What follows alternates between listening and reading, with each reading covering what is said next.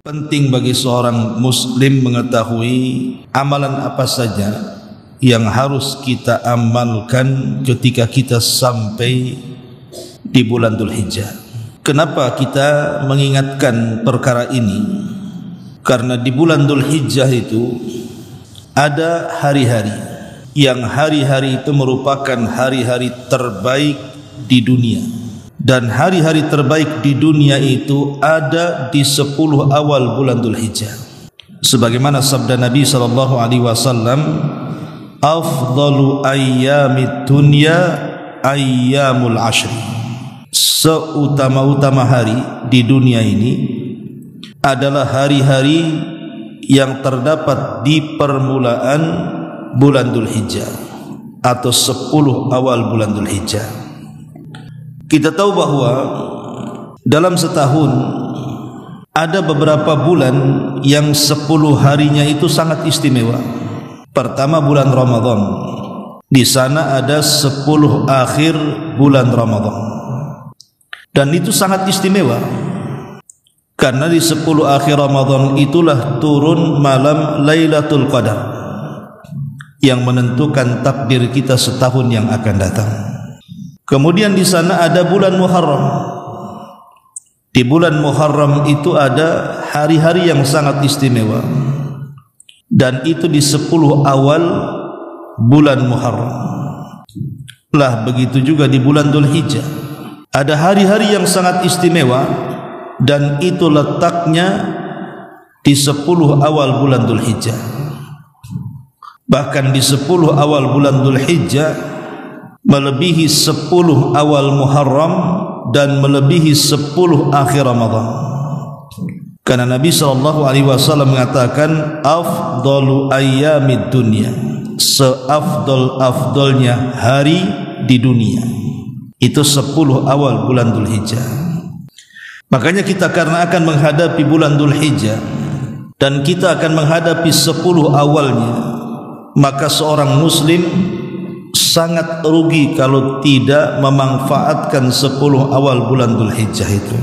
Sehingga sudah selayaknya harus tahu apa yang harus diamalkan dan apa yang harus ditinggalkan. Lalu amalan apa saja yang seorang muslim harus dikerjakan di bulan Dzulhijjah? Karena bulan Dzulhijjah itu termasuk mawasimut tha'ah. Dia musim-musim ketaatan. Ada 3 hal yang paling pokok. Pertama, at-taubatus shadiqatu. Siapkan menghadapi 10 awal bulan Dzulhijjah ini dengan bertobat dengan taubat yang jujur. Di dalam Al-Qur'anul Karim Allah Subhanahu wa taala berfirman, "Wa tubu ilallahi jami'an ayyuhal mu'minun la'allakum tuflihun." Bertobatlah kalian kepada Allah semuanya, wahai orang-orang yang beriman, agar kalian mendapatkan keselamatan. Agar kita mendapatkan keselamatan di bulan Dzulhijjah, maka siapkan dengan taubat. Sambut bulan Dzulhijjah itu dengan penuh keseriusan dan tidak membawa dosa di bulan Dzulhijjah. Sehingga sebelum kita masuk bulan Dzulhijjah, kita sudah bertobat kepada Allah dari dosa, supaya memudahkan amalan-amalan yang lain ketika kita mengamalkannya. Yang kedua, al-azmul jadu ala ightinami hadhil ayyam. Dari sekarang harus ada niat yang kuat ketika sampai di 10 awal bulan Dzulhijjah, maka kita tidak akan menyia-nyiakan waktu-waktu yang sangat istimewa. Ma'asyiral muslimat yang dimuliakan Allah Subhanahu wa taala, maka seorang muslim sudah seyogianya untuk memiliki semangat menghadapi bulan Dzulhijjah dengan memanfaatkan musim-musim kebaikan di dalamnya, tentunya dengan memperbanyak amal saleh. Dan yang ketiga, al-bu'du anil ma'asi. Jangan sampai nanti di bulan Dzulhijjah itu kita dekat dengan maksiat. Jadi kita harus berusaha untuk jauh dari kemaksiatan kepada Allah Subhanahu wa taala. Ini 3 perkara yang menjadi muqaddimah menghadapi bulan Dzulhijjah. Pertama, taubat dari sekarang. Yang kedua, punya azam yang kuat untuk memanfaatkan waktu-waktu istimewa di bulan Dzulhijjah, dan dari sekarang kita sudah harus menjauhi maksiat kepada Allah Subhanahu wa taala. Ma'asyiral muslimat yang dimuliakan Allah Subhanahu wa taala, adapun keistimewaan bulan Dzulhijjah sendiri, sebelum kita bicara tentang amalan-amalan apa saja yang harus kita lakukan, ada 7 perkara yang dipahami, yang dijelaskan para ulama kenapa bulan Dzulhijjah itu begitu istimewa.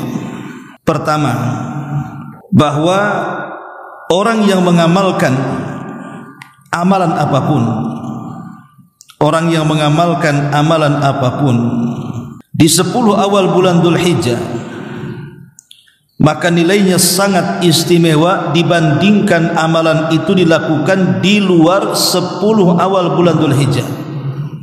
Jadi kalau ibu pada tanggal 1 Dzulhijjah sampai tanggal 10 Dzulhijjah mengamalkan amal apa saja, mungkin ibu memperbanyak zikir, memperbanyak baca Quran, memperbanyak mengajak manusia kepada kebaikan, nasihat-nasihat, birrul walidain, menyambung silaturahim, bersedekah dan lain sebagainya, maka nilai amalan-amalan itu sangat istimewa dibandingkan amalan itu dikerjakan di luar 10 awal bulan Dzulhijjah. Dalilnya disebutkan dalam hadis Abdullah ibn Abbas radhiyallahu anhuma, Nabi sallallahu alaihi wasallam bersabda, "Ma min ayyamin al-'amalu salihu fiha ahabbu ila Allah min hadhihi al-ayyamil 'ashr." Tidak ada hari-hari, kata Rasul, yang amal saleh di dalamnya lebih dicintai Allah dibandingkan hari-hari yang 10. Maksudnya hari-hari yang 10 adalah 10 awal bulan Dzulhijjah. Kemudian sahabat bertanya, "Ya Rasulullah, walal jihadu fi sabilillah?" Rasul, apakah sebanding dengan orang yang jihad di jalan Allah? Kenapa para sahabat membandingkan amalan di 10 awal bulan Dzulhijjah dengan amalan jihad? Karena di mata para sahabat tidak ada yang lebih istimewa melebihi jihad. Karena di mata mereka tidak ada yang lebih istimewa dibandingkan jihad. Itulah amalan tertinggi menurut kacamata para sahabat. Karena orang yang mati syahid dalam jihad itu, mereka adalah orang-orang yang diampuni dosa-dosanya sejak darah meneteskan di bumi, aman dari fitnah kubur, dan masuk surga tanpa hisab dan azab. Itulah kenapa para sahabat membandingkan dengan jihad. Maka Nabi SAW mengatakan, "Walal jihadu fi sabilillah." Tidak sebanding. Artinya orang yang beramal di 10 awal bulan Dzulhijjah itu lebih istimewa dibandingkan orang yang berjihad. Tapi Nabi SAW kemudian mengatakan di ujung hadis, "Illa rajulan kharaja bi nafsihi wa malihi wa lam yarji min dzalika bi syai'in." Kecuali kalau orang yang berjihad itu keluar dengan jiwa dan seluruh hartanya dan dia tidak pernah kembali ke rumahnya, alias mati syahid. Lihat bagaimana istimewanya 10 awal bulan Dzulhijjah, kata Nabi. Orang yang beramal dengan amal apapun dari amal-amal saleh, maka pahalanya sama dengan orang yang mati syahid yang mengorbankan jiwa dan seluruh hartanya. Maka jangan sia-siakan di 10 awal bulan Dzulhijjah, perbanyak zikir, karena pahala zikir sebanding dengan orang yang mati syahid. Jangan tinggalkan baca Quran, karena baca Quran di 10 awal bulan Dzulhijjah itu pahalanya sama dengan orang yang mati syahid. Jangan meninggalkan sedekah walaupun tidak banyak, karena pahala orang yang sedekah di 10 awal bulan Dzulhijjah sama pahalanya dengan orang yang mati syahid. Dan begitu seterusnya. lakukan ibadah-ibadah apapun, karena disitulah musim-musim kebaikan. Ini yang pertama. Yang kedua, di 10 awal bulan Dzulhijjah, kenapa disebut hari-hari terbaik di dunia dibandingkan hari-hari dalam setahun?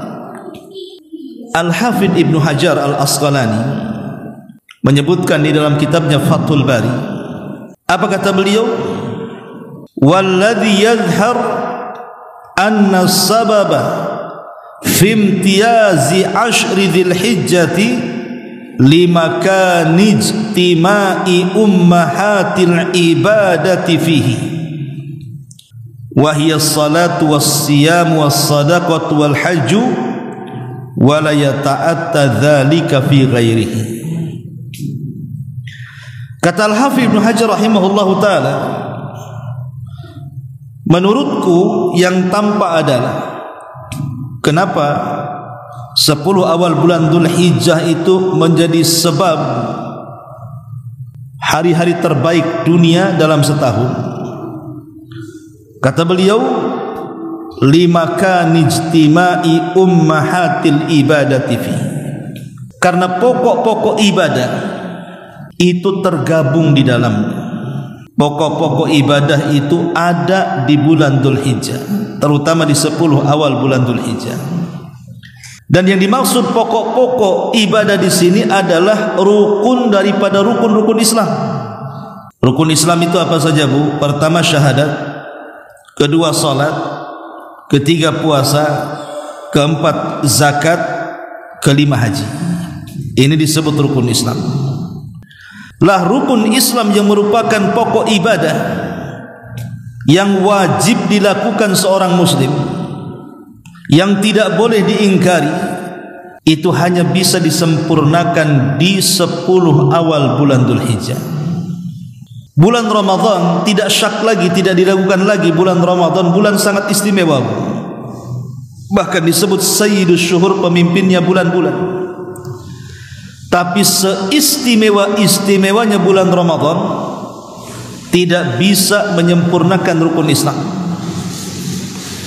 Di bulan Ramadan ibu bisa syahadat, di bulan Ramadan ibu bisa sholat, di bulan Ramadan ibu bisa puasa, di bulan Ramadan ibu bisa zakat. Tapi di bulan Ramadan ibu tidak bisa haji, tidak bisa menyempurnakan rukun Islam di bulan Ramadan. Tapi di bulan Dzulhijjah, terutama di 10 awalnya yang merupakan hari-hari terbaik di dunia, ibu bisa menyempurnakan rukun-rukun Islam. Ibu bisa sholat, bisa syahadat, bisa sholat, bisa puasa, bisa zakat, bahkan bisa haji. Itulah kata Al-Hafidh Ibnu Hajar rahimahullahu ta'ala, kenapa 10 awal bulan Dzulhijjah itu menjadi hari-hari terbaik di dunia, karena terkumpul masdar daripada induk-induk ibadah, atau dengan kata lain terkumpul padanya rukun-rukun Islam yang 5. Ini yang kedua. Yang ketiga, kenapa 10 awal bulan Dzulhijjah ini dikatakan hari-hari terbaik di dunia? Karena di 10 awal bulan Dzulhijjah ini ada syariat yang tidak ada di bulan-bulan lainnya. Dalam satu tahun 12 bulan, dari 12 bulan ini ada satu syariat di 10 awal bulan Dzulhijjah yang tidak berlaku di bulan-bulan yang lainnya.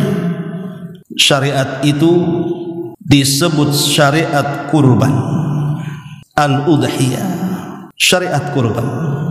Kurban itu hanya ada di bulan Dzulhijjah, tepatnya di tanggal 10 yang disebut dengan Yaumun Nahar.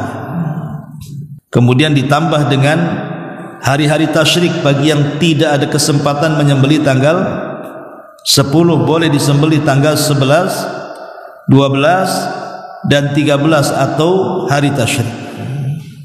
Lah ibadah kurban ini, Bu, itu tidak ada di bulan-bulan yang lainnya, hanya ada di bulan Dzulhijjah. Dan syariat kurban ini wajib bagi setiap muslim, bagi yang mampu. Karena Nabi SAW tidak pernah meninggalkan kurban sampai dia wafat. Sejak disyariatkannya sampai beliau wafat, Rasul tidak pernah meninggalkan kurban.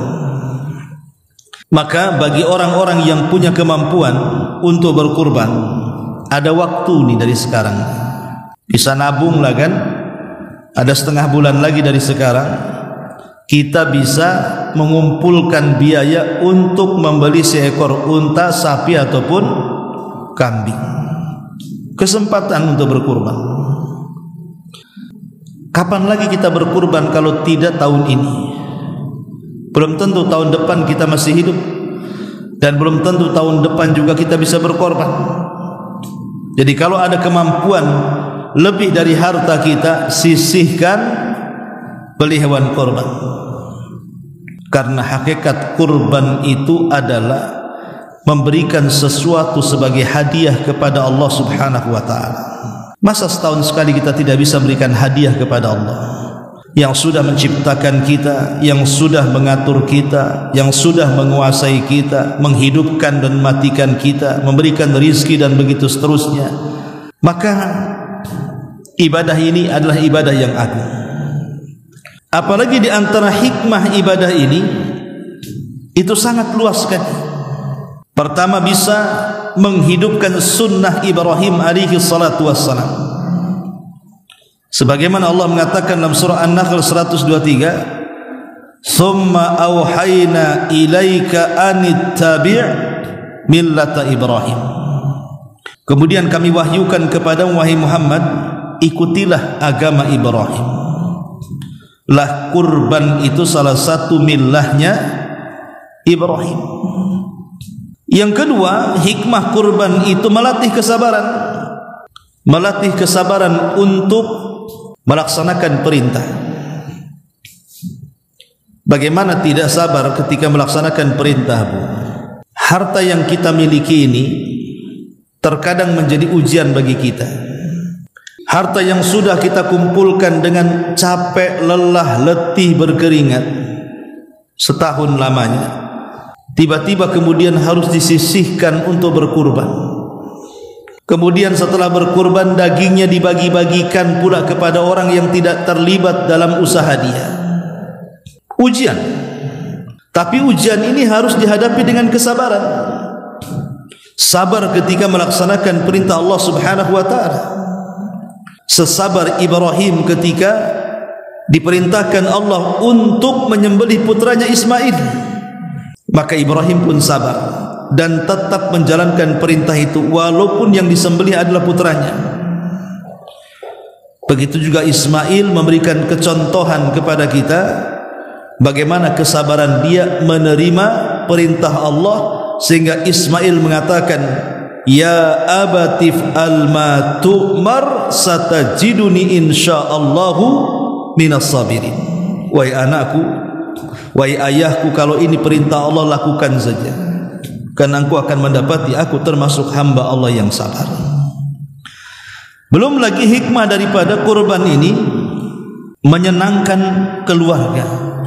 Dengan hewan kurban kita bisa masak, kita bisa undang karib kerabat, handai tolan, tetangga-tetangga tercinta, kita bisa undang teman-teman yang baik, makan-makan. Bahasa kitanya nyate lah kan gitu ya, bakar-bakar, barbecue ya. Jadi kita bisa mengajak mereka untuk senang.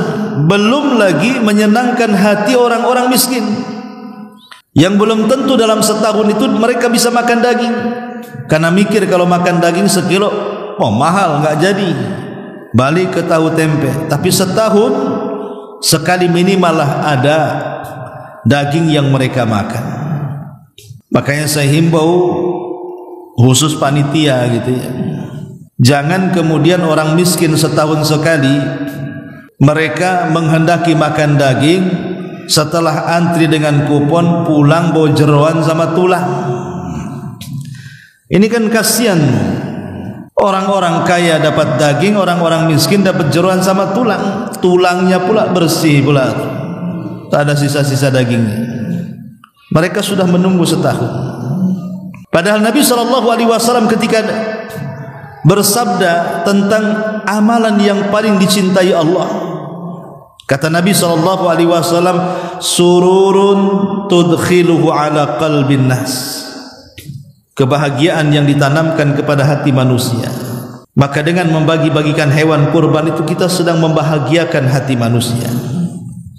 Dan lebih daripada itu, bahwa kurban itu bentuk syukur, bentuk syukur yang Allah telah anugerahkan kepada kita begitu banyak nikmat. Nikmat iman, nikmat taat, nikmat mendengar, melihat, nikmat harta, nikmat anak-anak, bahkan nikmat ditundukkannya binatang-binatang ternak kepada kita. Ibu bayangkan, Bu, kalau binatang-binatang itu berani kepada kita, mungkin kita tidak mungkin makan daging ayam. Kalau ayam berani kepada kita, mungkin manusia tidak mau hidup sama ayam. Kalau kambing berani kepada manusia, enggak ada orang yang berani menggembala kambing. Kalau sapi kurang ajar dengan kita, enggak ada ceritanya orang buat peternakan sapi itu. Itu sama saja nyerahin nyawa. Seruduk sapi matilah kan, Bu. Jadi kalau binatang-binatang ternak itu, mulai dari ayam, kambing, sapi, unta, semuanya bersatu melawan manusia, kira-kira manusia mau hidup satu bumi enggak dengan binatang? Enggak mau, Bu. Tapi Allah Subhanahu wa taala tundukkan, Allah tundukkan ayam kepada manusia, Allah tundukkan kambing kepada manusia, Allah tundukkan sapi, unta kepada manusia.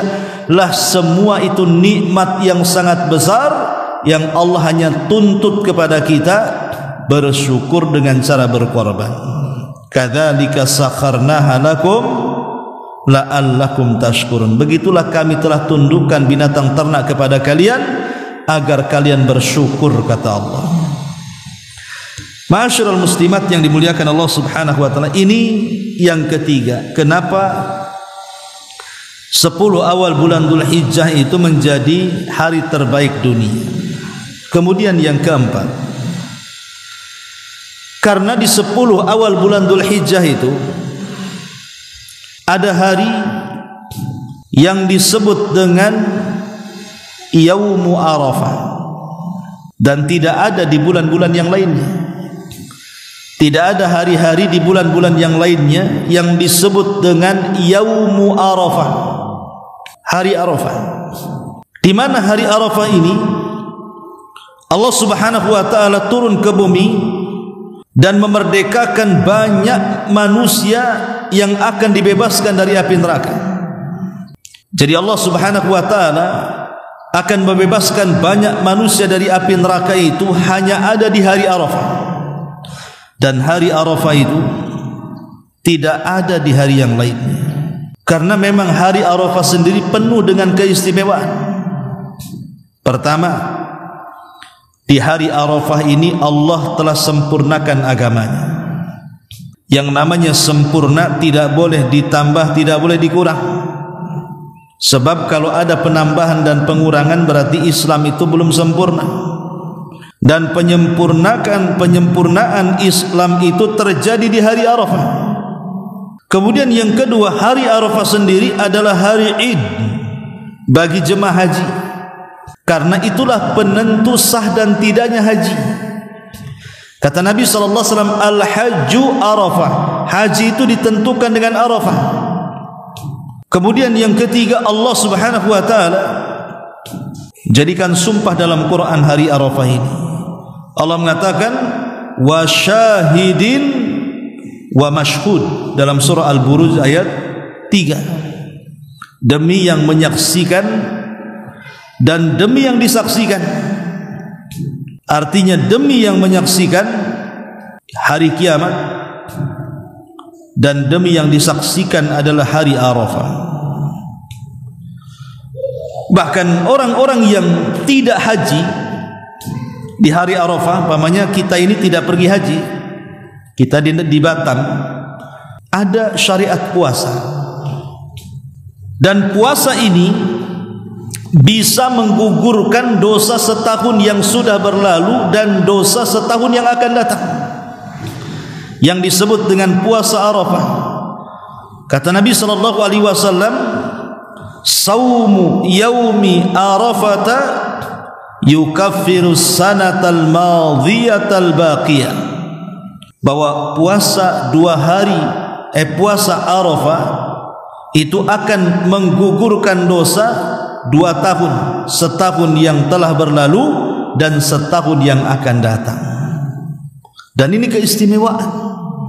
Di hari Arafah ada puasa yang keistimewaannya luar biasa bagi orang-orang yang tidak haji, yang disebut dengan puasa Arafah tanggal 9, ya. Dan di hari Arafah ini juga adalah hari di mana Allah membuat perjanjian dengan kita di alam ruh. Alastu bi rabbikum, bukankah aku Rabb kalian? Maka ruh semuanya mengatakan qalu bala, ya, engkau adalah Rabb kami. Makanya sejak itu siapapun manusia yang dihinggapi ruh kemudian terlahir ke dunia, maka mereka terlahir di atas fitrah. Ini yang keempat. Kenapa 10 awal bulan Dzulhijjah ini menjadi hari terbaik dunia? Karena di dalamnya ada hari Arafah. Kemudian yang keempat, yang kelima, Allah Subhanahu wa taala bersumpah di dalam Al-Qur'anul Karim tentang 10 awal bulan Dzulhijjah ini. Artinya Allah menjadikan sumpah 10 awal bulan Dzulhijjah ini di dalam Quran. Dan tidak mungkin Allah Subhanahu wa taala menjadikan sumpah kalau tidak ada keistimewaan. Allah mengatakan wal fajri wa layalin ashr, demi waktu fajar dan demi malam-malam yang 10.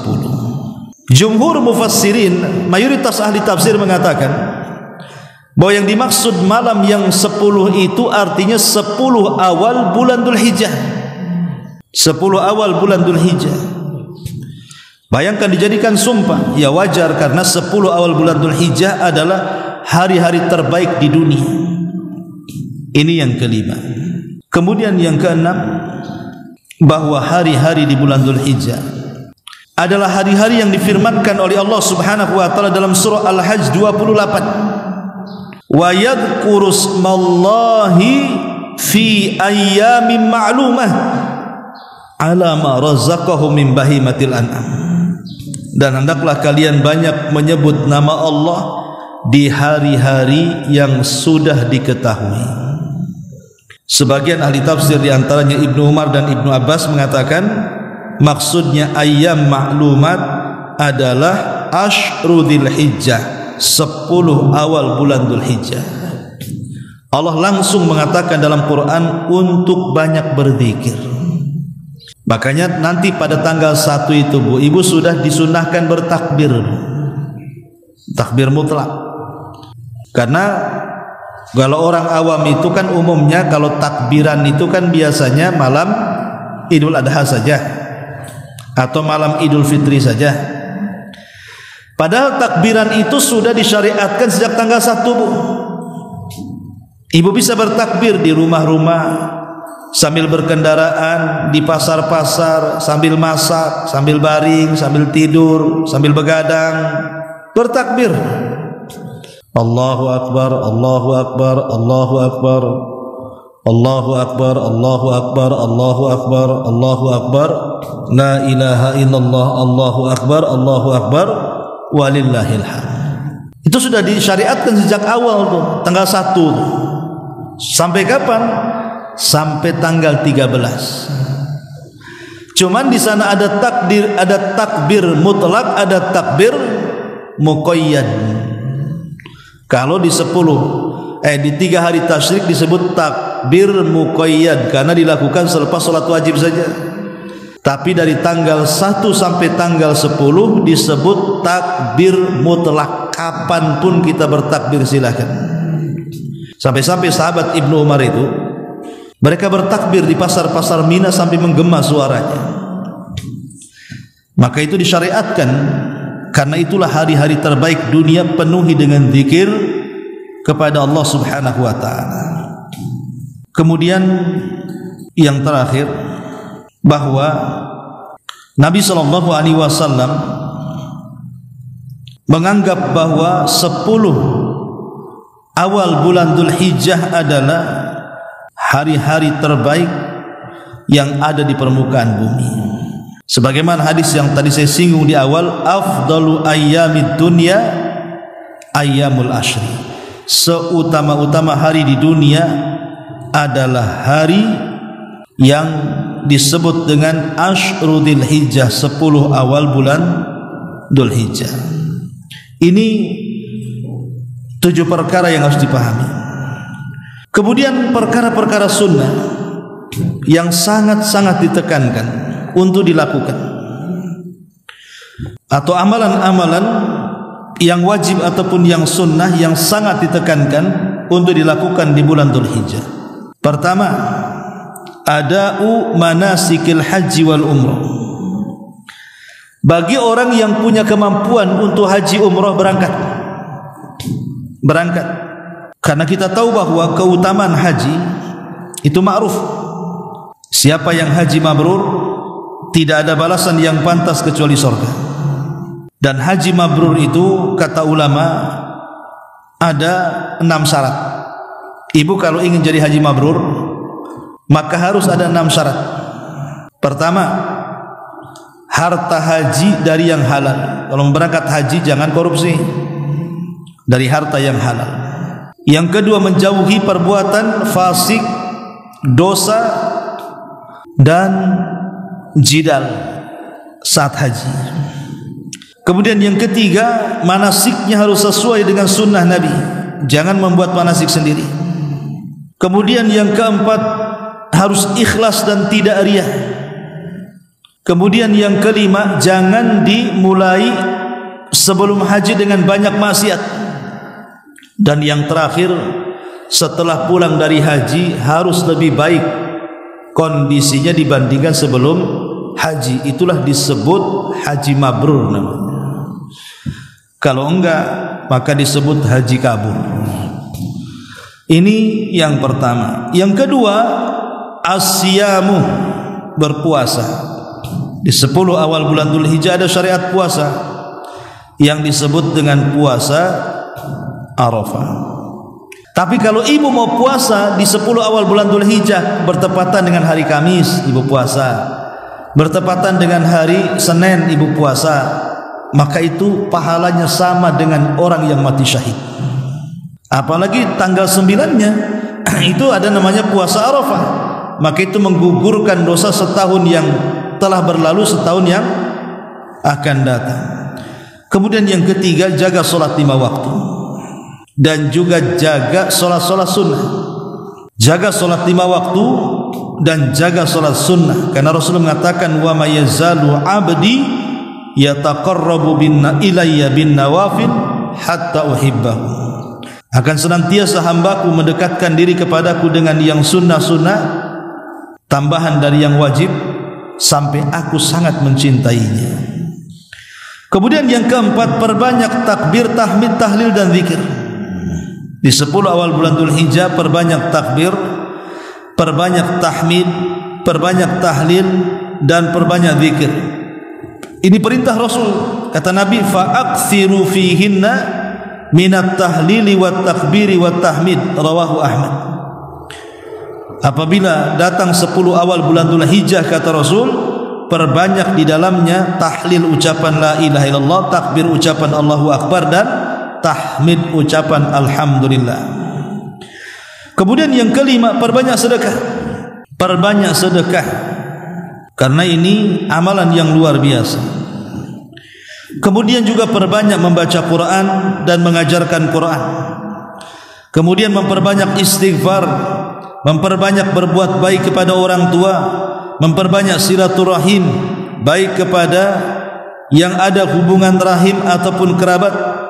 Kemudian juga jangan lupa menyebarkan salam, memberi makan orang-orang yang kesusahan, mengislah di antara manusia yang sedang bersengketa, mengajak manusia kepada kebaikan dan mencegah dari kemungkaran, dan juga jaga lisan,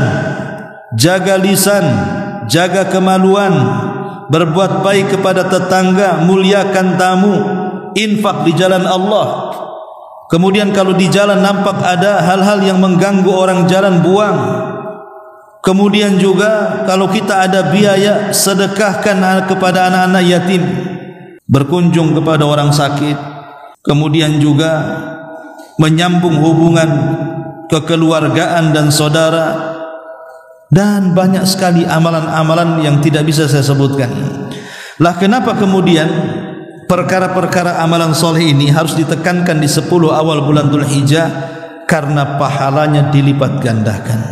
Apalagi bulan Dzulhijjah sendiri masih masuk dari 1 dari 4 bulan hurum yang Allah firmankan dalam At-Taubah 36. Inilah diantara keistimewaan bulan Dzulhijjah. Mudah-mudahan menjadi bekal bagaimana kita menyongsong masuknya bulan Dzulhijjah yang merupakan hari-hari terbaik di dunia.